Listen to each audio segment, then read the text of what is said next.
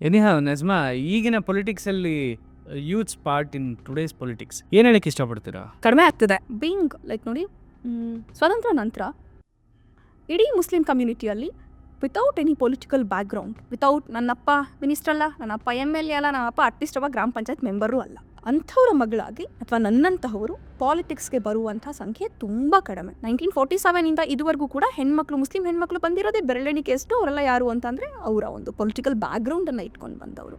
ಒಂದು ನಲ್ಲಿ ಹಾಕಿಸ್ಬೇಕು ಒಬ್ರು ಮನೆಗೆ ಅಂತ ಅಂದ್ರೆ ನಿಮ್ಗೆ ಅಧಿಕಾರ ಬೇಕು, ನೀವು ಮಿನಿಮಮ್ ಗ್ರಾಮ ಪಂಚಾಯತ್ ಮೆಂಬರ್ ಆಗಿರಬೇಕು, ಅಂದರೆ ಅದ್ರ ಹಿಂದೆ ಒಂದು ಪಾಲಿಟಿಕ್ಸ್ ಇರಬೇಕು. ಸೊ ಪಾಲಿಟಿಕ್ಸ್ ಅನ್ನೋದು ಹೊಲ್ಸಲ್ಲ, ಪಾಲಿಟಿಕ್ಸ್ ಜೀವನದ ಒಂದು ಭಾಗ.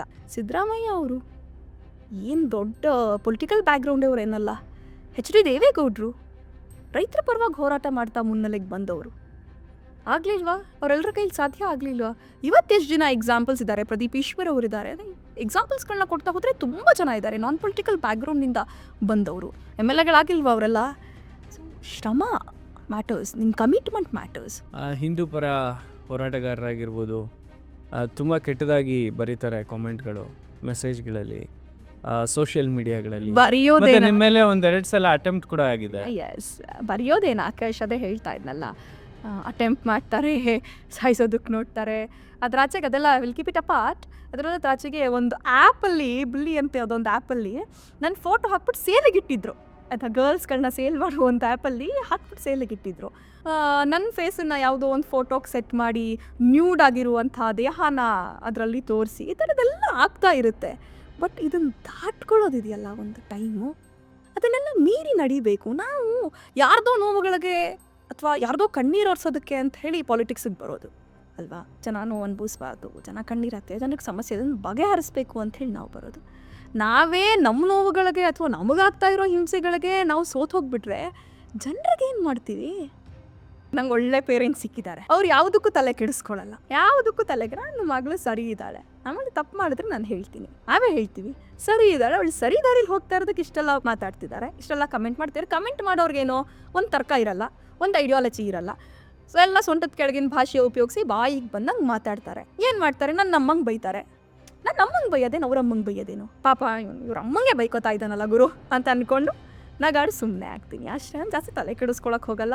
ಮೆಕಾಲೆ ಏನೊಂದು ಎಜುಕೇಷನ್ ಪಾಲಿಸಿ ಇತ್ತು, ಆ ಮೆಕಾಲೆಯ ಎಜುಕೇಷನ್ ಪಾಲಿಸಿಯಿಂದ ಈಚೆಗೆ ಇಂಡಿಯನ್ ಕಾಂಟೆಕ್ಸ್ಟ್ಗೆ ಯಾವ ಥರ ಬೇಕು ಅನ್ನೋದಕ್ಕೆ ರಿಸರ್ಚ್ ಮಾಡಿ ಅಡಿಪಾಯವನ್ನು ಹಾಕ್ಕೊಟ್ಟಿದ್ದು ಅವತ್ತಿನ ಮೊಟ್ಟ ಮೊದಲ ಶಿಕ್ಷಣ ಸಚಿವರಾಗಿದ್ದಂಥ ಮೌಲಾನಾ ಅಬುಲ್ ಕಲಾಂ ಆಜಾದ್ ಅವರು. ಸೊ ಅವರು ಮಕ್ಕಳ ವಿಚಾರದಲ್ಲಿ ಇಟ್ಕೊಂಡಿದ್ದಂಥ ಒಂದು ಬೃಹತ್ತಾಗಿರುವಂಥ commitment. We need to remember those things. ಅದಕ್ಕೆ ಅವ್ರು ಹುಟ್ಟಿದ ದಿನಾನ ದೇಶದಲ್ಲಿ ಶಿಕ್ಷಣ ದಿನಾಚರಣೆಯನ್ನಾಗಿ ಆಚರಣೆ ಮಾಡ್ತಾರೆ. ಈ ಆವಾಸ್ ಯೋಜನೆಗಳು ಅಥವಾ ಗೃಹ ಮಂಡಳಿಯ ಸ್ಕೀಮ್ಗಳನ್ನ ಮಾಡ್ತಾ ಇದ್ದೀವಿ. ಆ ಗೃಹ ಮಂಡಳಿಯ ಸ್ಕೀಮ್ಗಳಿಗೆ ಅಡಿಪಾಯವನ್ನು ಹಾಕಿದ್ದು ಇದೇ ನಜೀರ್ ಸಾಬ್ ಅವರು. ಎನಿಹೌ ನಜ್ಮಾ, ಈಗಿನ ಪೊಲಿಟಿಕ್ಸಲ್ಲಿ youths part in today's politics ಏನು ಹೇಳಕ್ಕೆ ಇಷ್ಟಪಡ್ತೀರಾ? ಕಡಿಮೆ ಆಗ್ತಿದೆ. ಬೀಯಿಂಗ್ ಲೈಕ್ ನೋಡಿ, ಸ್ವತಂತ್ರ ನಂತರ ಇಡೀ ಮುಸ್ಲಿಂ ಕಮ್ಯುನಿಟಿಯಲ್ಲಿ without any political background, without ನನ್ನಪ್ಪ ಮಿನಿಸ್ಟರ್ ಅಲ್ಲ, ನನ್ನಪ್ಪ MLA ಅಲ್ಲ, ನನ್ನಪ್ಪ ಅಟ್ಲೀಸ್ಟ್ ಒಬ್ಬ ಗ್ರಾಮ ಪಂಚಾಯತ್ ಮೆಂಬರು ಅಲ್ಲ, ಅಂಥವ್ರ ಮಗಳಾಗಿ ಅಥವಾ ನನ್ನಂತಹವರು ಪಾಲಿಟಿಕ್ಸ್ಗೆ ಬರುವಂಥ ಸಂಖ್ಯೆ ತುಂಬ ಕಡಿಮೆ. 1947 ಇದುವರೆಗೂ ಕೂಡ ಹೆಣ್ಮಕ್ಳು, ಮುಸ್ಲಿಂ ಹೆಣ್ಮಕ್ಳು ಬಂದಿರೋದೇ ಬೆರಳೆಣಿಕೆಯಷ್ಟು. ಅವರೆಲ್ಲ ಯಾರು ಅಂತಂದರೆ ಅವರ ಒಂದು ಪೊಲಿಟಿಕಲ್ ಬ್ಯಾಕ್ಗ್ರೌಂಡನ್ನು ಇಟ್ಕೊಂಡು ಬಂದವರು. ನಮ್ಮಂಥವ್ರು ಬರೋದು ತೀರಾ ಕಡಿಮೆ. ನಾನು ಬಂದಾಗಲೂ ಎಷ್ಟು ಸ್ಟ್ರಗಲ್ ಅನುಭವಿಸಿದ್ದೀನಿ, ಯು ಪೀಪಲ್ ಹ್ಯಾವ್ ವಿಟ್ನೆಸ್ಡ್, ಎಲ್ಲರೂ ನೋಡಿದ್ದೀರಾ. ಎಷ್ಟು ಟ್ರೋಲ್ಗಳು, ಕಾಮೆಂಟ್ಗಳು, ಇವೆಲ್ಲವನ್ನ ಅನುಭವಿಸ್ತಾ ಬಂದಿದ್ದೀನಿ. ಇವಾಗ ಅನಿಸುತ್ತೆ ಅದೊಂದು ಮೂಮೆಂಟ್ ಇತ್ತಲ್ಲ, ಅಂದರೆ JP ಮೂಮೆಂಟ್ ಆಯಿತು. ಅದಕ್ಕಿಂತ ಮುಂಚೆ ಸ್ವಾತಂತ್ರ್ಯ ಸಂಗ್ರಾಮದ ಸಂದರ್ಭದಲ್ಲಿ ಬಂದಂಥ ಯೂತ್ಸ್ಗಳು ನೆಕ್ಸ್ಟ್ ಪಾಲಿಟಿಕ್ಸ್ನ ಭಾಗ ಆದರು. ಅದಾದ ನಂತರ JP ಚಳುವಳಿ ಆಯಿತು, ಎಮರ್ಜೆನ್ಸಿಯ ವಿರುದ್ಧ. ಆ ಸಂದರ್ಭದಲ್ಲಿ JP ಮೂಮೆಂಟಲ್ಲಿ ಉದಯಿಸ್ಕೊಂಡಂಥ ನಾಯಕರು ಅದು ನಮ್ಮ HD ದೇವೇಗೌಡರು ಆಗಿರ್ಬೋದು ಅಥವಾ ಬೇರೆ ಬೇರೆ ನಾಯಕರು, ಜನತಾ ಪಕ್ಷದಲ್ಲಿ ಬಂದಂಥ ಎಲ್ಲರೂ ಕೂಡ, ಸಿದ್ದರಾಮಯ್ಯ ಅವರು ಕೂಡ, ಅವರೆಲ್ಲರೂ ಕೂಡ JP ಮೂಮೆಂಟ್ನ ಪ್ರಾಡಕ್ಟ್ಗಳು, ಲೋಹಿಯಾವಾದಿಗಳು ಅಥವಾ ಸಮಾಜವಾದಿಗಳು, ಈ ಮೂಮೆಂಟ್ಗಳಿಂದ ಬಂದಂಥವ್ರು. ಆ ಥರದೊಂದು ಮೂಮೆಂಟ್ ಭಾರತದಲ್ಲಿ ಮತ್ತೆ ಆಗಲಿಲ್ಲ. ಆ ಕಾರಣಕ್ಕಾಗಿಯೂ ಯೂತ್ಸ್ಗಳ ಭಾಗವಹಿಸುವಿಕೆ ಪಾಲಿಟಿಕ್ಸ್ನಲ್ಲಿ ಕಡಿಮೆ ಆಗ್ತಾ ಬರ್ತದೆ. ಅಥವಾ ಯಾರು ಬರ್ತಿದ್ದಾರೆ, ಯೂತ್ಸ್ ಬರ್ತಿದ್ದಾರೆ ಅಂತ ನೋಡಿದ್ರು ಕೂಡ ಎಲ್ಲೋ 1 or 2% ನಾನ್ ಪೊಲಿಟಿಕಲ್ ಬ್ಯಾಕ್ಗ್ರೌಂಡಿಂದ ಬರ್ತಾ ಇದ್ದೀವಿ ವಿನಃ ಮೆಜಾರಿಟಿ ಎಲ್ಲರೂ ಬರ್ತಾ ಇರುವಂಥ ಯೂತ್ಸು ಪೊಲಿಟಿಕಲ್ ಬ್ಯಾಕ್ಗ್ರೌಂಡ್ಗಳಿಂದ. ಏನಾಗೋಗಿದೆ, ಪಾಲಿಟಿಕ್ಸ್ನ ನೋಡೋ ರೀತಿ ಬೇರೆ ಆಗೋಗಿದೆ. ಪಾಲಿಟಿಕ್ಸ್ ಅಂದ ತಕ್ಷಣನೇ ಅದೊಂದು ಹೊಲಸು, ಅಲ್ಲಿ ಯಾಕೆ ಹೋಗಬೇಕು, ಅಲ್ಲೆಲ್ಲ ಕೆಟ್ಟವ್ರು ಇರ್ತಾರೆ, ಕರ್ಬ್ ಮಾಡೋರು ಇರ್ತಾರೆ ಅಂತ ಯಾರಿಗೆ ನಾಲೆಡ್ಜ್ ಇರುತ್ತೆ ಅಥವಾ ಯಾರಿಗೆ ಪಾಲಿಟಿಕ್ಸ್ ಮಾಡಬೇಕು ಅಂತ ಇರ್ತದೆ, ಯಾರಿಗೆ ಸಮಾಜದ ಬಗ್ಗೆ ತುಂಬ ಒಳ್ಳೆ ಚಿಂತನೆ ಇರುತ್ತೆ, ಅಂಥವರೆಲ್ಲ ದೂರ ಉಳ್ಕೊಂಡ್ಬಿಡ್ತಿದ್ದಾರೆ. ಅಂಥವ್ರು ದೂರ ಉಳ್ಕೊಂಡಿದ್ದರ ಪರಿಣಾಮವಾಗಿ ಇವತ್ತು ಯೂತ್ಸ್ ತುಂಬ ಕಡಿಮೆ ಪಾಲಿಟಿಕ್ಸ್ಗೆ ಬರ್ತಾ ಇರೋದು. ಒಂದು ಅನ್ಸತ್ತೆ, ರೈತ ಭತ್ತ ಬೆಳಿತಾನೆ, ನಾವು ಅದನ್ನು ಮಿಲ್ಲಲ್ಲಿ ಅಕ್ಕಿ ಮಾಡ್ಕೊಂಡು ತೊಗೊಂಬಂದು ನಾವು ಬೇಯಿಸಿ ತಿಂತೀವಿ. ಇದ್ರ ಎರಡರ ನಡುವೇನು ಬೆಳೆಯೋದು ಯಾರು? ರೈತ. ತಿನ್ನೋದು ನಾವು. ಅದ್ರ ಎರಡರ ನಡುವೇನು ಒಂದು ಪಾಲಿಟಿಕ್ಸ್ ಇದೆ. ಅಕ್ಕಿ ಬೆಲೆ ನಿಗದಿ ಮಾಡೋರು ಯಾರು? ರಾಜಕಾರಣಿಗಳು. ಸೊ ಈ ಒಂದು ಸೆನ್ಸ್ ಇವತ್ತಿನ ಯೂತ್ಸಲ್ಲಿ ಬರಬೇಕು. ಒಂದು ನಲ್ಲಿ ಹಾಕಿಸ್ಬೇಕು ಒಬ್ರು ಮನೆಗೆ ಅಂತ ಅಂದ್ರೆ ನಿಮ್ಗೆ ಅಧಿಕಾರ ಬೇಕು, ನಿಮ್ಗೆ ಮಿನಿಮಮ್ ಗ್ರಾಮ ಪಂಚಾಯತ್ ಮೆಂಬರ್ ಆಗಿರಬೇಕು, ಅಂದರೆ ಅದ್ರ ಹಿಂದೆ ಒಂದು ಪಾಲಿಟಿಕ್ಸ್ ಇರಬೇಕು. ಸೊ ಪಾಲಿಟಿಕ್ಸ್ ಅನ್ನೋದು ಹೊಲ್ಸಲ್ಲ, ಪಾಲಿಟಿಕ್ಸ್ ಜೀವನದ ಒಂದು ಭಾಗ. ನೀವು ಏನು ತಿಂತೀರಾ, ಏನು ತಿನ್ನಲ್ಲ, ಯಾವುದಕ್ಕೆ ಎಷ್ಟು ಬೆಲೆ ಐತೆ, ನೀವು ಏನು ಎಜುಕೇಷನ್ ತೊಗೊತೀರಾ, ನೀವು ಈ ಎಜುಕೇಷನ್ ತೊಗೊಂಡ್ರೆ ನಿಮಗೆ ಯಾವ ಉದ್ಯೋಗ ಸಿಗುತ್ತೆ, ಇದನ್ನು ಡಿಸೈಡ್ ಮಾಡೋದು ಕೂಡ ಪಾಲಿಟಿಕ್ಸ್. ನೀವೆಷ್ಟು ಅದು ಹೊಲಸು ಹೊಲಸು ಹೊಲಸು ಅಂತ ಹೇಳಿ ದೂರ ಉಳ್ಕೊತೀರೋ ಅದು ಇನ್ನೂ ಹೊಲಸಾಗ್ತಾ ಹೋಗ್ತಿರತ್ತೆ. ಸ್ವಚ್ಛವಾದಂಥ, ಶುದ್ಧವಾದಂಥ ಮತ್ತು ಒಳ್ಳೆ ಚಿಂತನೆ ಇರುವಂಥವ್ರು ಏನು ಮಾಡಬೇಕು ಅಂತ ಅಂದರೆ ಆ ಹೊಲಸನ್ನು ಗುಡಿಸಿ ಕ್ಲೀನ್ ಮಾಡಿ ಆ ಜಾಗವನ್ನು ಆಕ್ರಮಿಸುವಂಥ ಕೆಲಸ ಮಾಡಬೇಕು. ಸೊ ನೀವು ಹೇಳ್ತಾ ಇರೋದು youth should come up in politics. Yes, ಬರಬೇಕು. ಸೊ ನಿಮ್ಮ ಜೀವನದಲ್ಲೇ ಒಂದಷ್ಟು ಕಹಿ ಘಟನೆಗಳಾಗ್ತಾವಲ್ಲ, ಸೊ ನೀವೇ ನಿರ್ದೇಶನ ಕೊಡ್ತಿದ್ದೀರಿ ಯೂತ್ಸ್ ಪಾಲಿಟಿಕ್ಸಿಗೆ ಬರಬೇಕು. ಬಟ್ ಯೂತ್ಸ್ ಇವತ್ತು ಪೊಲಿಟಿಕ್ಸಿಗೆ ಬಂದರೆ ಸಪೋರ್ಟ್ ಮಾಡೋರು ಯಾರು? ಯಾಕೆಂದರೆ ನಿಮಗೆ ಸಿಗದೇ ಇರೋ ಸಪೋರ್ಟ್ ನಿಮಗೆ ಸಿಗಲಿಲ್ಲ. ಶ್ರಮ ಇದೆ. ಯಾವುದೋ ಒಂದು ಚಿಕ್ಕನೇರಳೆ ಅನ್ನುವಂಥ ಒಂದು ಪುಟ್ಟ ಹಳ್ಳಿಯ ದಿನಕ್ಕೆ 2 ಬಸ್ ಓಡಾಡುವಂಥ ಊರಿನ ಹುಡುಗಿ ಕೂಡ ಇವತ್ತು ನಾನು ನಿಮ್ಮ ಎದುರಿಗೆ ಕೂತಿದ್ದೀನಿ ಅಂತ ಅಂದರೆ ಯೂತ್ಸ್ ಶ್ರಮ ಪಟ್ಟರೆ, ಕಮಿಟ್ಮೆಂಟ್ ಇದ್ದರೆ, ಕ್ಲಾರಿಟಿ ಇದ್ದರೆ, ಜನಪರವಾದಂಥ ನಿಜವಾದ ಚಿಂತನೆ ಇದ್ದರೆ ಇವತ್ತಲ್ಲ ನಾಳೆ ಪ್ಲಾಟ್ಫಾರ್ಮ್ ಸಿಕ್ಕೇ ಸಿಗುತ್ತೆ. ಸಿದ್ದರಾಮಯ್ಯ ಅವರು ಏನು ದೊಡ್ಡ ಪೊಲಿಟಿಕಲ್ ಬ್ಯಾಕ್ಗ್ರೌಂಡ್ ಅವರೇನಲ್ಲ, ಎಚ್ ಡಿ ದೇವೇಗೌಡರು ರೈತರ ಪರವಾಗಿ ಹೋರಾಟ ಮಾಡ್ತಾ ಮುನ್ನೆಲೆಗೆ ಬಂದವರು. ಆಗಲಿಲ್ವಾ? ಅವರೆಲ್ಲರ ಕೈಲಿ ಸಾಧ್ಯ ಆಗಲಿಲ್ವಾ? ಇವತ್ತೆಷ್ಟು ಜನ ಎಕ್ಸಾಂಪಲ್ಸ್ ಇದ್ದಾರೆ. ಪ್ರದೀಪ್ ಈಶ್ವರ್ ಅವರಿದ್ದಾರೆ. ಎಕ್ಸಾಂಪಲ್ಸ್ಗಳನ್ನ ಕೊಡ್ತಾ ಹೋದರೆ ತುಂಬ ಜನ ಇದ್ದಾರೆ ನಾನ್ ಪೊಲಿಟಿಕಲ್ ಬ್ಯಾಕ್ಗ್ರೌಂಡಿಂದ ಬಂದವರು. ಎಮ್ ಎಲ್ ಎಗಳಾಗಿಲ್ವಾ ಅವರೆಲ್ಲ? ಸೊ ಶ್ರಮ ಮ್ಯಾಟರ್ಸ್, ನಿಮ್ಮ ಕಮಿಟ್ಮೆಂಟ್ ಮ್ಯಾಟರ್ಸ್. ಕಮೆಂಟ್ಸು ಎಷ್ಟೋ ಸಲ ಹಿಂದೂ ಪರ ಹೋರಾಟಗಾರರಾಗಿರ್ಬೋದು ತುಂಬ ಕೆಟ್ಟದಾಗಿ ಬರೀತಾರೆ ಕಾಮೆಂಟ್ಗಳು, ಮೆಸೇಜ್ಗಳಲ್ಲಿ, ಸೋಷಿಯಲ್ ಮೀಡಿಯಾಗಳಲ್ಲಿ. ಮತ್ತೆ ಬರೆಯೋದೇನ ನಿಮ್ಮ ಮೇಲೆ 1-2 ಸಲ ಅಟೆಂಪ್ಟ್ ಕೂಡ ಆಗಿದೆ. ಎಸ್, ಬರೆಯೋದೇನು ಆಕಾಶ್ ಅದೇ ಹೇಳ್ತಾ ಇದ್ನಲ್ಲ, ಅಟೆಂಪ್ಟ್ ಮಾಡ್ತಾರೆ, ಸಾಯಿಸೋದಕ್ಕೆ ನೋಡ್ತಾರೆ. ಅದ್ರಾಚೆಗೆ ಅದೆಲ್ಲ ವಿಲ್ ಕೀಪ್ ಇಟ್ ಅಪಾರ್ಟ್. ಅದರಾಚೆಗೆ ಒಂದು ಆ್ಯಪಲ್ಲಿ ಬಿಲ್ಲಿ ಅಂತ ಅದೊಂದು ಆ್ಯಪಲ್ಲಿ ನನ್ನ ಫೋಟೋ ಹಾಕ್ಬಿಟ್ಟು ಸೇಲಿಗಿಟ್ಟಿದ್ರು. ಅಥವಾ ಗರ್ಲ್ಸ್ಗಳನ್ನ ಸೇಲ್ ಮಾಡುವಂಥ ಆ್ಯಪಲ್ಲಿ ಹಾಕ್ಬಿಟ್ಟು ಸೇಲಿಗಿಟ್ಟಿದ್ರು. ನನ್ನ ಫೇಸನ್ನು ಯಾವುದೋ ಒಂದು ಫೋಟೋಗೆ ಸೆಟ್ ಮಾಡಿ ನ್ಯೂಡ್ ಆಗಿರುವಂಥ ದೇಹನ ಅದರಲ್ಲಿ ತೋರಿಸಿ ಈ ಥರದ್ದೆಲ್ಲ ಆಗ್ತಾ ಇರುತ್ತೆ. ಬಟ್ ಇದನ್ನು ದಾಟ್ಕೊಳ್ಳೋದಿದೆಯಲ್ಲ ಒಂದು ಟೈಮು, ಅದನ್ನೆಲ್ಲ ಮೀರಿ ನಡಿಬೇಕು. ನಾವು ಯಾರ್ದೋ ನೋವುಗಳಿಗೆ ಅಥವಾ ಯಾರ್ದೋ ಕಣ್ಣೀರು ಒರೆಸೋದಕ್ಕೆ ಅಂತ ಹೇಳಿ ಪಾಲಿಟಿಕ್ಸಿಗೆ ಬರೋದು ಅಲ್ವಾ? ಜನ ನೋವು ಅನುಭವಿಸ್ಬಾರ್ದು, ಜನ ಕಣ್ಣೀರಾಗ್ತದೆ, ಜನಕ್ಕೆ ಸಮಸ್ಯೆ ಅದನ್ನು ಬಗೆಹರಿಸ್ಬೇಕು ಅಂತ ಹೇಳಿ ನಾವು ಬರೋದು. ನಾವೇ ನಮ್ಮ ನೋವುಗಳಿಗೆ ಅಥವಾ ನಮಗಾಗ್ತಾ ಇರೋ ಹಿಂಸೆಗಳಿಗೆ ನಾವು ಹೋಗ್ಬಿಟ್ರೆ ಜನರಿಗೆ ಏನು ಮಾಡ್ತೀವಿ? ಹೇಗೆ ತಡ್ಕೊಳ್ತೀರಿ, ಹೇಗೆ ಸಹಿಸ್ಕೋತೀರಾ ಅಂತ ನಜ್ಮಾ. ಯಾಕೆಂದರೆ ನಾನು ಪರ್ಸ್ನಲಿ ನೋಡಿರೋದನ್ನ ನಜ್ಮನ್ನ ನಾನು ಅದಕ್ಕೆ ಕೇಳ್ತಿದ್ದೀನಿ, ಹೆಂಗೆ ತಗೊಳಕ್ಕೆ ಸಾಧ್ಯ? ಇವತ್ತು ನಮ್ಮ ಮನೇಲಿರೋ ಹೆಣ್ಮಕ್ಳುಗಳಿಗೆ ಯಾವುದೇ ಕಮ್ಯುನಿಟಿ ಆಗಿರಲಿ, ಕಮ್ಯುನಿಟಿ ಪಕ್ಕಕ್ಕಿಡಿ, ಹೆಣ್ಮಕ್ಳು ಆಯಿತಾ, ಬಹಳ ಕಷ್ಟ. ಕಮೆಂಟ್ಸ್ ಓದ್ತೀನಿ, ಯೂಶ್ವಲಿ ಓದೋದೇ ಬಿಟ್ಟಿದ್ದೀನಿ. ಸುಮ್ಮನೆ ಯಾವಾಗಲಾದ್ರೂ ಕಣ್ಣಿಗೆ ಕೆಲವೊಂದ್ಸಲ ರೈಸ್ ಆಗ್ಬಿಡ್ತೀರಾ ಹಂಗೆ. ಇಲ್ಲ ರೈಸ್ ತುಂಬ ಕಡಿಮೆ. ಸುಮ್ಮನೆ ನೋಡ್ತೀನಿ, ನೋಡ್ಬಿಟ್ಟು ನಗಾಡ್ತೀನಿ, ಎತ್ತಿಡ್ತೀನಿ ಅಷ್ಟೇ. ಮತ್ತು ನನಗೆ ನನ್ನ ಫಾರ್ಚುನೇಟು, ನಂಗೆ ಒಳ್ಳೆ ಪೇರೆಂಟ್ಸ್ ಸಿಕ್ಕಿದ್ದಾರೆ. ಅವ್ರು ಯಾವುದಕ್ಕೂ ತಲೆ ಕೆಡಿಸ್ಕೊಳ್ಳಲ್ಲ, ಯಾವುದಕ್ಕೂ ತಲೆಗೆ. ನನ್ನ ಮಗಳು ಸರಿ ಇದ್ದಾಳೆ, ಆಮೇಲೆ ತಪ್ಪು ಮಾಡಿದ್ರೆ ನಾನು ಹೇಳ್ತೀನಿ, ಆಮೇಲೆ ಹೇಳ್ತೀವಿ ಸರಿ ಇದ್ದಾಳೆ, ಅವಳು ಸರಿ ದಾರಿಲಿ ಹೋಗ್ತಾ ಇರೋದಕ್ಕೆ ಇಷ್ಟೆಲ್ಲ ಮಾತಾಡ್ತಿದ್ದಾರೆ, ಇಷ್ಟೆಲ್ಲ ಕಮೆಂಟ್ ಮಾಡ್ತಿದ್ದಾರೆ. ಕಮೆಂಟ್ ಮಾಡೋರ್ಗೇನೋ ಒಂದು ತರ್ಕ ಇರಲ್ಲ, ಒಂದು ಐಡಿಯಾಲಜಿ ಇರಲ್ಲ. ಸೊ ಎಲ್ಲ ಸೊಂಟದ ಕೆಳಗಿನ ಭಾಷೆ ಉಪಯೋಗಿಸಿ ಬಾಯಿಗೆ ಬಂದಂಗೆ ಮಾತಾಡ್ತಾರೆ. ಏನು ಮಾಡ್ತಾರೆ? ನನ್ನ ಅಮ್ಮಂಗೆ ಬೈತಾರೆ.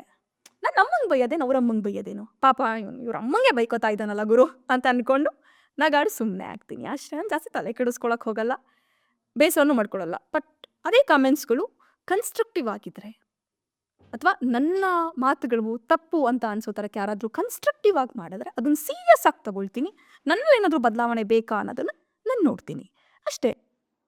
ನಜ್ಮಾ, ನೀವು ಇವತ್ತಿನ ಸಿಚುವೇಶನ್ಸ್, ಇವತ್ತಿನ ಪೊಲಿಟಿಕ್ಸ್ ಬಗ್ಗೆ ಮಾತಾಡ್ತೀರಿ. I wanted to make a rewind of Indian politics, Muslims in Indian politics. ಭಾರತದಲ್ಲಿ ಮುಸಲ್ಮಾನರ ಒಂದು ಹೋರಾಟ, ಅವರ ಒಂದು ಪರ್ಸನಾಲಿಟೀಸ್ ಬಗ್ಗೆ ನೀವು ಎಷ್ಟು ತಿಳ್ಕೊಂಡಿದ್ದೀರಾ ಅಂತ? ಪರ್ಸ್ನಾಲಿಟೀಸ್ ಬಗ್ಗೆ ನಾನು ಅಂಥ ಅಕಾಡೆಮಿಕ್ ಪರ್ಸನ್ ಅಲ್ಲ. ನಾನೊಬ್ಳು ಸಾಮಾನ್ಯ ಆಕ್ಟಿವಿಸ್ಟು. ಬಟ್ ಆಫ್ ಕೋರ್ಸ್ ಯಾರದೆಲ್ಲ ಕೊಡುಗೆ ಇದೆ ನಮ್ಮ ಎಸ್ ದೇಶಕ್ಕೆ? ಸ್ವಾತಂತ್ರ್ಯ ಪೂರ್ವದಿಂದ ಅಂದರೆ ಮೊದಲು ಈ ದೇಶಕ್ಕೋಸ್ಕರ ಹೋರಾಟ ಶುರುವಾಗಿದ್ದು, ಆ ಶುರುವಾದ ಸಂದರ್ಭದಲ್ಲಿ ಅವತ್ತಿನ ಒಬ್ಬ ರಾಜ ಆಗಿದ್ದಂಥ ಸಿರಾಜುದ್ದೌಲಾ ಆತ ಹೋರಾಟವನ್ನ ಮಾಡಕ್ಕೆ ಶುರು ಮಾಡ್ತಾನೆ. ಮೊದಲು ಹೋರಾಟವನ್ನು ಶುರು ಮಾಡಿದ್ದ ಬ್ರಿಟಿಷ್ ವಿರುದ್ಧ ಸಿರಾಜುದ್ದೌಲಾ. ಆ ಸಿರಾಜುದ್ದೌಲಾ ಹೋರಾಟ ಶುರು ಮಾಡ್ತಾನೆ, ಸೋತ್ಬಿಡ್ತಾನೆ. ಅವನ ಹೆಂಡತಿ ಹೋರಾಟ ಮುಂದುವರಿಸ್ತಾಳೆ, ಅವಳನ್ನ ರೇಪ್ ಮಾಡಿಬಿಡ್ತಾರೆ. ಅಂದ್ರೆ ಹೆಣ್ಮಕ್ಳ ಇತಿಹಾಸನೂ ಸೇರಿಸ್ಕೊಂಡ್ರೆ ಅವತ್ತಿಂದ ಅಂದ್ರೆ ಸ್ವಾತಂತ್ರ್ಯ ಪೂರ್ವದಿಂದ ಕೂಡ ಮುಸ್ಲಿಂ ಹೆಣ್ಮಕ್ಳದು ಕಾಂಟ್ರಿಬ್ಯೂಷನ್ ಇದೆ. ಸಾವಿರಾರು ಜನ ಮಹಿಳೆಯರು ಈ ದೇಶದ ಸ್ವಾತಂತ್ರ್ಯ ಸಂಗ್ರಾಮದಲ್ಲಿ ಮುಸ್ಲಿಂ ಮಹಿಳೆಯರು ಕೂಡ ಭಾಗ ಆಗಿದ್ದಾರೆ. ಮೇಜರ್ಲಿ ನಾವು ಈ ಹೊತ್ತಲ್ಲಿ ನೆನಪಿಸ್ಕೊಳ್ಬೇಕಾಗಿರೋದು ಮೌಲಾನಾ ಅಬುಲ್ ಕಲಾಂ ಆಜಾದ್ ಅವರನ್ನ. ಮೌಲಾನಾ ಅಬುಲ್ ಕಲಾಂ ಆಜಾದ್ ಅವರು ತುಂಬ ಚಿಕ್ಕ ವಯಸ್ಸಿಗೆ ಕಾಂಗ್ರೆಸ್ ಅವತ್ತಿನ ಬಣಕ್ಕೆ ಸೇರಿ ಹೋರಾಟವನ್ನು ಶುರು ಮಾಡ್ತಾರೆ. ಮಹಾತ್ಮ ಗಾಂಧಿ ಅವರಿಂದ ಪ್ರಭಾವಿತರಾಗಿ ಖಿಲಾಫತ್ ಮೂಮೆಂಟನ್ನು ಒಂದು ಎಸ್ಟಾಬ್ಲಿಷ್ ಮಾಡ್ತಾರೆ. ಪತ್ರಿಕೆ ನಡೆಸ್ತಿರ್ತಾರೆ, ಬರಹಗಾರರಾಗಿರ್ತಾರೆ ಅವರು. ಹೋರಾಟ ಮಾಡ್ತಾ 3-4 ವರ್ಷ ಜೈಲುವಾಸವನ್ನು ಅನುಭವಿಸ್ತಾರೆ.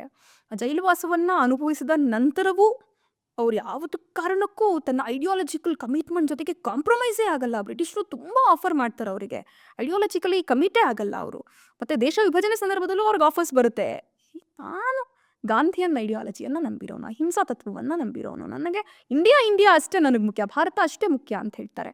ಮುಂದೆ ಅವರು ಈ ದೇಶದ ಮೊಟ್ಟ ಮೊದಲ ಶಿಕ್ಷಣ ಸಚಿವರಾಗ್ತಾರೆ. ಸೊ ನಮ್ಮ ಪ್ರೀ ಇಂಡಿಪೆಂಡೆನ್ಸ್ ಅಥವಾ ಇಂಡಿಪೆಂಡೆನ್ಸ್ ಆದಾಗ್ಲಿಂದ ಫಸ್ಟ್ ಮುಸ್ಲಿಂ ಬಳುವಳಿಯ ನಾಯಕರಾಗಿ ಅವ್ರು ಬರ್ತಾರೆ. ಅವರು ಮಾಡಿದಂತಹ ಕೆಲಸಗಳನ್ನ ಈ ದೇಶ ಇರೋವರೆಗೂ ಕೂಡ ನಾವು ನೆನಪಿಸ್ಕೊಳ್ಬೇಕಾಗತ್ತೆ. ಮತ್ತು ಬೇರೆ ದೇಶಗಳಿಗೂ ಕೂಡ ನಮ್ಮ ದೇಶದ ಕೆಲವೊಂದಷ್ಟು ವಿಚಾರಗಳು ಅವರು ಹಾಕಿಕೊಟ್ಟಂತಹ ಹಾದಿ, ಅದಕ್ಕೆ ಎಕ್ಸಾಂಪಲ್ ಇದೆ. UGC ಅಂತ ಕರಿತೀವಿ ನಾವು. ಈ UGC ಅನ್ನುವಂಥ ಕಾನ್ಸೆಪ್ಟನ್ನು ಪರಿಚಯ ಮಾಡಿಕೊಟ್ಟಿದ್ದೆ ಮೌಲಾನಾ ಅಬುಲ್ ಕಲಾಂ ಆಜಾದ್ ಅವರು. ಮತ್ತು ಇವತ್ತು IIT, AIIMS, all India medical science institutions, IITಗಳು, ಇವತ್ತು ನಾವೇನು ಸಾಹಿತ್ಯ ಪರಿಷತ್ ಅಂತ ಕರಿತೀವಿ ಅಥವಾ ಜಾನಪದ ಪರಿಷತ್ಸ್ ಅಂತ ಕರಿತೀವಿ, ಅಥವಾ ಈ ನಮ್ಮ ಕರಕುಶಲತೆಗಳ ಬಗ್ಗೆ ಒಂದು ಆರ್ಗನೈಸೇಷನ್ನ ಕಟ್ಟಿದ್ದು, ಸರ್ಕಾರದ ಸಂಸ್ಥೆಯನ್ನು ಕಟ್ಟಿದ್ದು, ಮತ್ತು ಈ ಆರ್ಟ್ ಆ್ಯಂಡ್ ಕಲ್ಚರ್ಗೆ ಸಂಬಂಧಪಟ್ಟ ಹಾಗೆ ಇವತ್ತು ಬೇರೆ ಏನೇನು ಸಂಸ್ಥೆಗಳಿದೆ, ಅದು ಇಲ್ಲಿನ ಇದ್ರಲ್ಲಿ ನೋಡಿದ್ರೆ ಯಕ್ಷಗಾನ, ಬಯಲಾಟ, ಈ ಥರದಕ್ಕೆಲ್ಲ ಏನು ಸಂಸ್ಥೆಗಳಿದೆಯಲ್ಲ, ಅಕಾಡೆಮಿಗಳಿದೆಯಲ್ಲ, ಅವೆಲ್ಲದಕ್ಕೂ ಬುನಾದಿಯನ್ನು ಹಾಕಿದ್ದು. ಮತ್ತು ಎಲ್ಲದಕ್ಕಿಂತ ಹೆಚ್ಚಾಗಿ ಎಜುಕೇಷನ್ ಪಾಲಿಸಿ, ಎಜುಕೇಷನ್ ಪಾಲಿಸಿಯನ್ನು ಅವತ್ತು ಒಂದು ಎಜುಕೇಷನ್ ಪಾಲಿಸಿಯನ್ನು ತಂದು ಕೊಟ್ಟಿದ್ದು ಮೆಕಾಲೆ. ಏನೊಂದು ಎಜುಕೇಷನ್ ಪಾಲಿಸಿ ಇತ್ತು, ಆ ಮೆಕಾಲೆಯ ಎಜುಕೇಷನ್ ಪಾಲಿಸಿಯಿಂದ ಈಚೆಗೆ ಇಂಡಿಯನ್ ಕಾಂಟೆಕ್ಸ್ಟ್ಗೆ ಯಾವ ಥರ ಬೇಕು ಅನ್ನೋದಕ್ಕೆ ರಿಸರ್ಚ್ ಮಾಡಿ ಅಡಿಪಾಯವನ್ನು ಹಾಕಿಕೊಟ್ಟಿದ್ದು ಅವತ್ತಿನ ಮೊಟ್ಟ ಮೊದಲ ಶಿಕ್ಷಣ ಸಚಿವರಾಗಿದ್ದಂಥ ಮೌಲಾನಾ ಅಬುಲ್ ಕಲಾಂ ಆಜಾದ್ ಅವರು. ಸೊ ಅವರು ಮಕ್ಕಳ ವಿಚಾರದಲ್ಲಿ ಇಟ್ಕೊಂಡಿದ್ದಂಥ ಒಂದು ಬೃಹತ್ತಾಗಿರುವಂತಹ commitment, we need to remember those things. ಅದಕ್ಕೆ ಅವ್ರು ಹುಟ್ಟಿದ ದಿನಾನ ದೇಶದಲ್ಲಿ ಶಿಕ್ಷಣ ದಿನಾಚರಣೆಯನ್ನಾಗಿ ಆಚರಣೆ ಮಾಡ್ತಾರೆ. ಅದಾದ ನಂತರ ಬಂದಂಥ ಬೇರೆ ತರಹದ ಪೊಲಿಟಿಕಲ್ ಗ್ರಾಫ್ಸ್ಗಳನ್ನ ದೇಶದಲ್ಲಿ ನಾವು ನೋಡ್ತಾ ಬರಬಹುದು. ಬೇರೆ ರಿಫಾರ್ಮ್ಗಳಿಗೆ ಕೊಟ್ಟಂಥ ಕೊಡುಗೆಗಳು, ಸ್ಪೆಷಲಿ ನಮ್ಮ ಕರ್ನಾಟಕದ ಮಟ್ಟಕ್ಕೆ ಬರೋದಾದರೆ ನಾವು ಈ ಸಂದರ್ಭದಲ್ಲಿ ನಜೀರ್ ಸಾಬ್ ಅವರನ್ನು ನೆನಪಿಸ್ಕೊಳ್ಬೇಕಾಗತ್ತೆ. ಅದು ಎಸ್ಪೆಷಲಿ ಓಲ್ಡ್ ಮೈಸೂರಿಯನ್ನಾಗಿ ನಮಗದೊಂದು ಹಳೆ ಅವಿಭಜಿತವಾದಂತಹ ಮೈಸೂರಿನ ಹೆಮ್ಮೆ ನಜೀರ್ ಸಾಬ್ ಅವರು. ಆವಾಗ ನಜೀರ್ ಸಾಬ್ ಅವರು ಮಿನಿಸ್ಟರ್ ಇದ್ದಾಗ SR ಬೊಮ್ಮಾಯಿ ಅವರು CM ಆಗಿರ್ತಾರೆ. ನಜೀರ್ ಸಾಬ್ ಅವರು ಹಾಸಿಗೆ ಹಿಡ್ದಿರ್ತಾರೆ, ಅನಾರೋಗ್ಯ. ಆ ಸಂದರ್ಭದಲ್ಲಿ SR ಬೊಮ್ಮಾಯಿ ಅವರು ಹೋಗಿ ಕೇಳ್ತಾರೆ, ನೋಡೋದಿಕ್ಕೆ ಬರ್ತಾರೆ ಹಾಸ್ಪಿಟ್ಲಿಗೆ. ಏನು ನಜೀರ್ ಸಾಬ್ರೆ, ಹೆಂಗಿದ್ದೀರಾ, ಏನಾಯಿತು, ನಿಮ್ಮ ಮನೇಲಿ ಏನಾದರೂ ಸಮಸ್ಯೆ ಆಯಿತಾ ಅಂತೆಲ್ಲ ಕೇಳ್ತಾರೆ. ಆ ಸಂದರ್ಭದಲ್ಲಿ ನಜೀರ್ ಸಾಬ್ ಅವ್ರು ಹೇಳ್ತಾರೆ, ಆಕಾಶ್, ನನಗೆ ನನ್ನ ಮನೆಯ ಸಮಸ್ಯೆ ಅಲ್ಲ, ಮನೆಗಳ ಸಮಸ್ಯೆ ಅಂತ ಹೇಳಿ. ನಾವಿವತ್ತೇನು ಈ ಆವಾಸ್ ಯೋಜನೆಗಳು ಅಥವಾ ಗೃಹ ಮಂಡಳಿಯ ಸ್ಕೀಮ್ಗಳನ್ನ ಮಾಡ್ತಾ ಇದ್ದೀವಿ, ಆ ಗೃಹ ಮಂಡಳಿಯ ಸ್ಕೀಮ್ಗಳಿಗೆ ಅಡಿಪಾಯವನ್ನು ಹಾಕಿದ್ದು ಇದೇ ನಜೀರ್ ಸಾಬ್ ಅವರು. ನನಗೆ ಮನೆಯ ಸಮಸ್ಯೆ ಅಲ್ಲ, ಮನೆಗಳ ಸಮಸ್ಯೆ ಇರೋದು.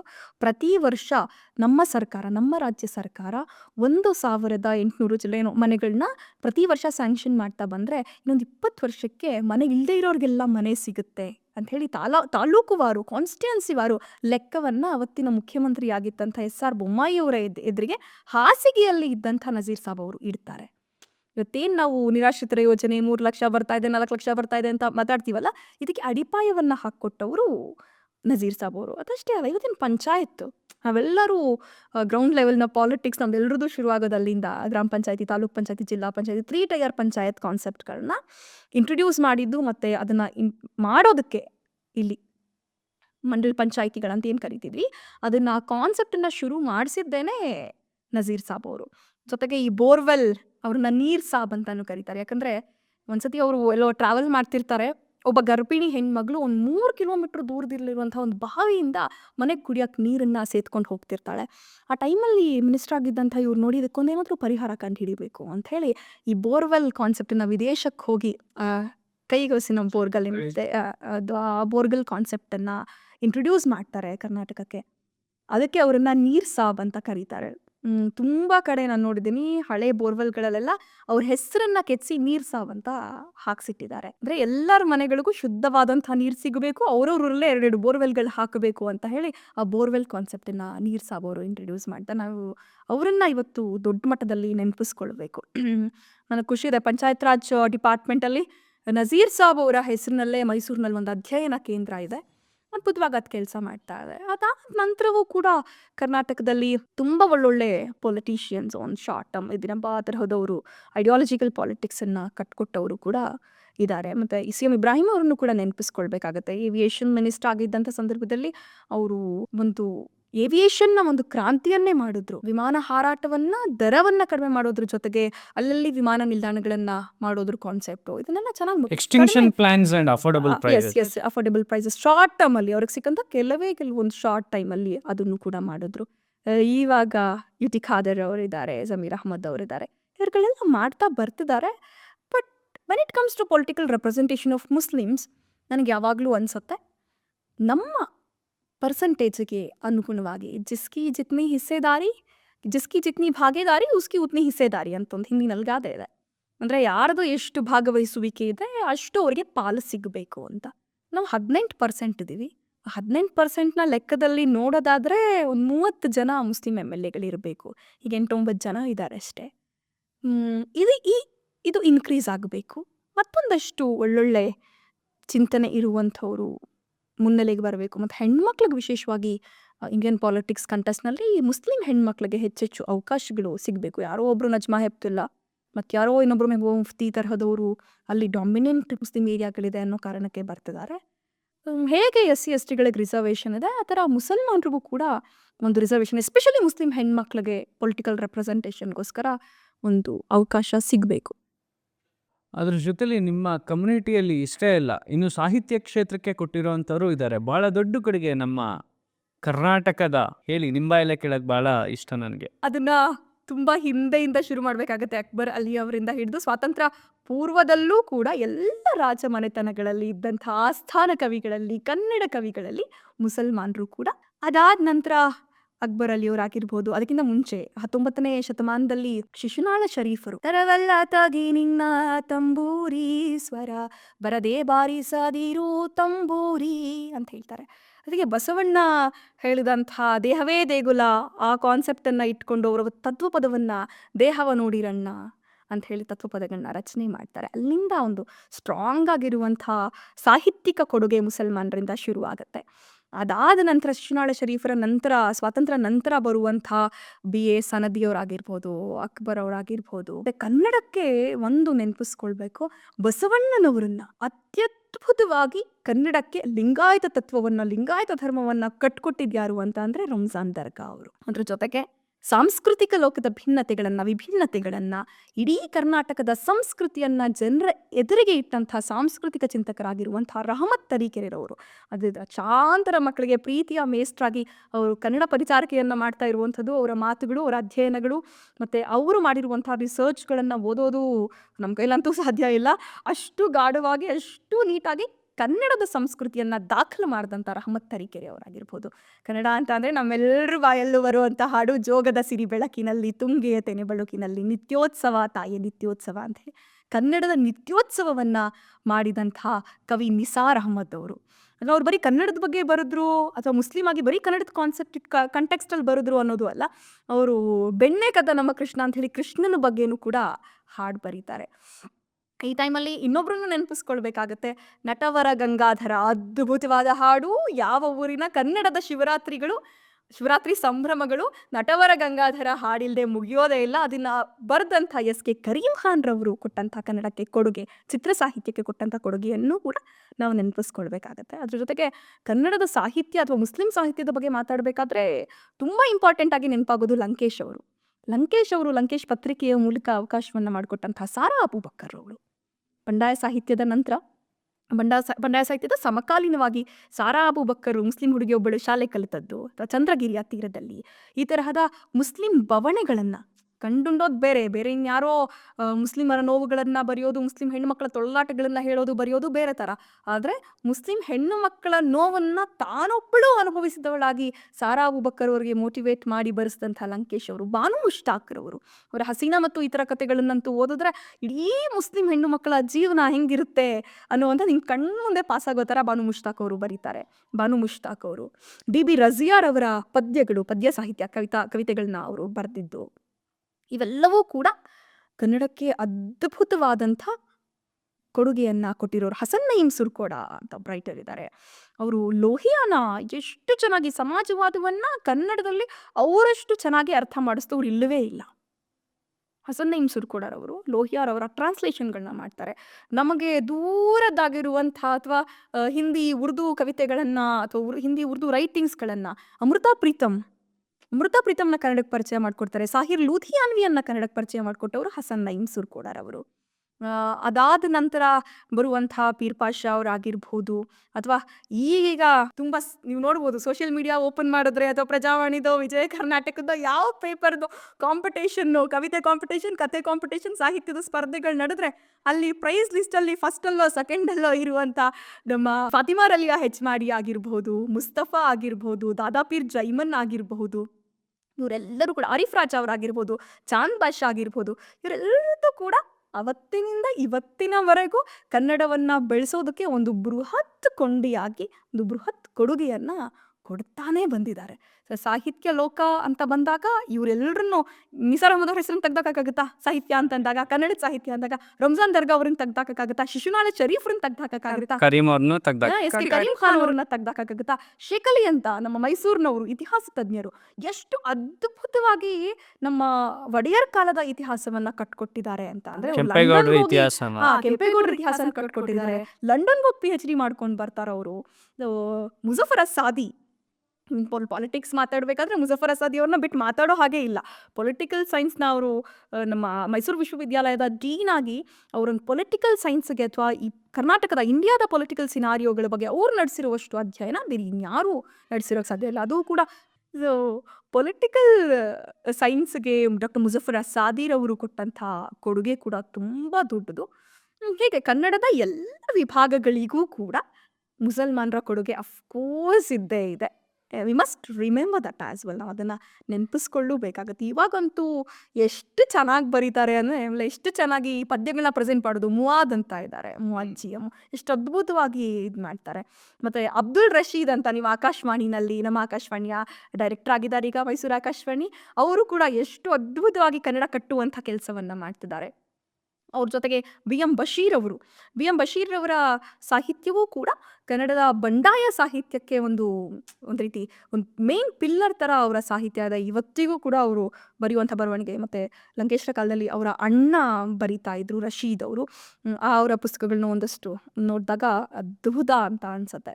ಕನ್ನಡ ಸಾಹಿತ್ಯವನ್ನು ಇವರೆಲ್ಲರ ಹೆಸರುಗಳನ್ನ ತೆಗೆದಿಟ್ಟು ಮಾತಾಡೋಕ್ಕೆ ಸಾಧ್ಯನೇ ಇಲ್ಲ, ಅಷ್ಟು ಕೊಡುಗೆಗಳು ಇದ್ದಾವೆ. ಮತ್ತು ಕನ್ನಡದ ಏಕೀಕರಣ, ಕರ್ನಾಟಕ ಏಕೀಕರಣ ಅಂತ ವಿಚಾರ ಬಂದಾಗ ನಮ್ಮೆಲ್ಲರ ಪ್ರೀತಿಯ ಹೆಮ್ಮೆಯ ರಂಜಾನ್ ಸಾಬ್ ಅವರು ಕರ್ನಾಟಕದ ಏಕೀಕರಣಕ್ಕೆ ಹುತಾತ್ಮರಾದ ಏಕೈಕ ಮತ್ತು ಕರ್ನಾಟಕದ ಏಕೀಕರಣಕ್ಕೆ ಹುತಾತ್ಮರಾದ ಮೊದಲಿಗ, ಬಳ್ಳಾರಿನಲ್ಲಿ ಆಸಿಡ್ ದಾಳಿನಲ್ಲಿ ಏಕೀಕರಣದ ಸಂದರ್ಭದಲ್ಲಿ ಮೃತಪಟ್ಟಂಥ ರಂಜಾನ್ ಸಾಬ್ ಅವರು.